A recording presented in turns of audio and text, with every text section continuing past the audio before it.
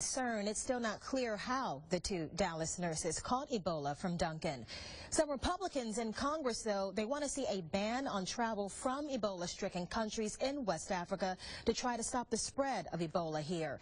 Alabama Congressman Bradley Byrne is one of them. A congressman joining me now by phone to talk about why he believes this should be done. First of all, I want to thank you so much for calling in. It's my pleasure. Good to be with you again. Good to have you. Now, in your words, why are you supporting this temporary travel ban? Well, this is a very dangerous disease. It has a 70% mortality rate. Now, I think that rate would be good, better than that in the United States if it broke out further, but it's a dangerous disease.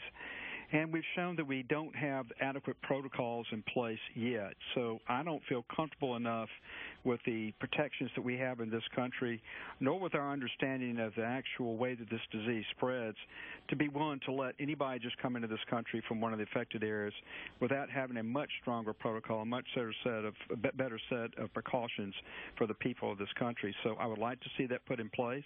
Let's see how this disease spreads. If it spreads, let's see what we can do to make sure that we have appropriate protocols in place, and that perhaps we could revisit reopening that travel in the future. But for right now, I don't think we have an adequate number of controls in place to just let anybody come into this country. The CDC taking a lot of heat, if you will, on its handling of this outbreak so far, but they're one of the people out there saying that a ban would be ineffective. It could make the epidemic worse in those African hotspots. I want you to listen to what the CDC director had to say about a travel ban, and then, if you would, sir, give me your response. Right now, we know who's coming in. If we try to eliminate travel, the possibility that some will travel overland, will come from other places. We won't be able to check them for fever when they leave. We won't be able to check them for fever when they arrive.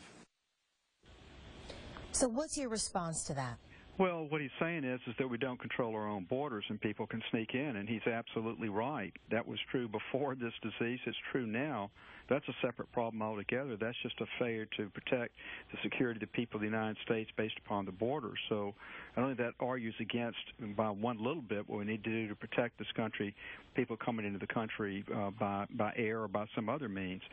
But the real problem with that gentleman is that he's rapidly lost credibility with the Congress and with the American people because of the missteps he and the people working with him at the CDC have made so far. So with respect to him, I wish that he would allow the people that are dealing with the security of this country to do their job, which is to protect the American people. And he needs to go about getting the protocol straight for how we handle something once it gets here. I want you to talk about what else you think could be done, because this temporary travel ban is just one proposal, but do you think that more needs to be done in order to fight the spread here? I do. I think that a travel ban is not going to catch everybody, as he said, but there are other things we can do. For example, we need to check everybody coming to this country from outside to find out where they've been, because they could be traveling here from a country in Europe, but they spent some time in one of the affected areas. So we've got to do a better job of screening everyone who comes in. I do think we need to close the American borders, both north and south. I've been saying that for months now for reasons that have nothing to do with this disease, but this disease just shows how important it is. But we've got to strengthen the protocols we have in this country for what we do with somebody once we know that they've gotten the disease with regard to that person, with regard to people who've been in contact with that person. I do think the CDC's made some progress on that in the last day or so. I'm glad that they are.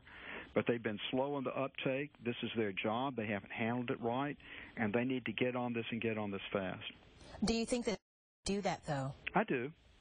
I have confidence in the American health system. I was very proud of the way, we had a scare the other night here in Mobile. I was very proud of the way that was handled by the local public health authorities and USA Medical Center. I think they handled it very well. So I have confidence in the American health system. I just think what the federal government was supposed to provide here in the way of leadership at CDC, it didn't live up to the standard that I expect and I think the American people expect.